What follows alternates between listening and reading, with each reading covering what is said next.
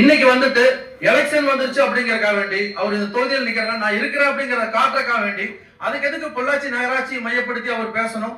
அவர் வந்து 4 வருஷமா இருந்தாரு, இங்கூட்டத்துல வந்து உட்கார்ந்து இந்த மாதிரி பொள்ளாச்சி நகராட்சியில் குப்பை இருக்குன்னு சொல்றாரா? 250 பேர் தூய்மை பணியாளர்கள் செய்யற அந்த தூய்மை பணியை வந்து கொச்சைப்படுத்துறாரு. எதுக்கு கொச்சைப்படுத்துறாரு தூய்மை பணியாளர்களை?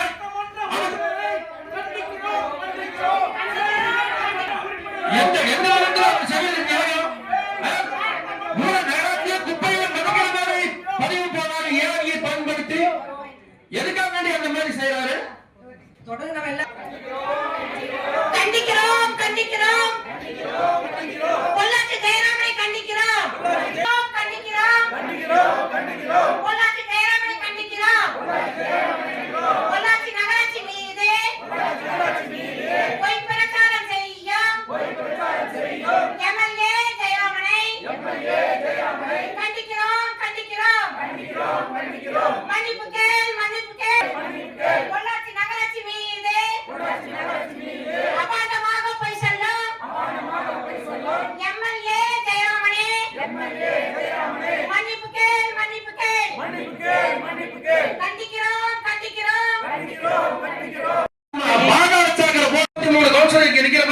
எல்லா துறைவாளையும் பிரச்சனை. பாதாளச்சாக்கரை எந்திரிச்சு எதிர்கட்சி நண்பர் பேசுறாரு, பாதாளச்சாக்கரை பிரச்சனை அப்படின்னு யார் ஏற்படுத்தினது?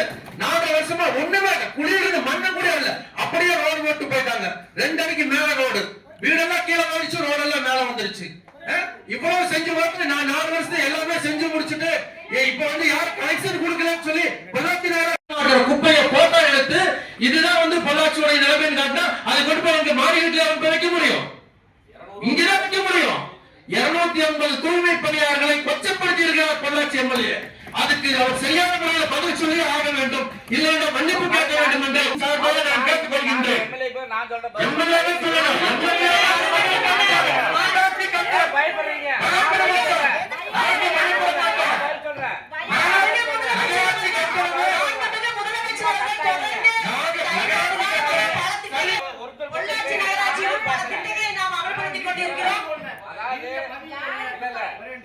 அறிவுசார் மையம், மாட்டு சந்தை போன்ற பெரிய திட்டங்களை நமக்கு நீங்க சொல்றீங்களா?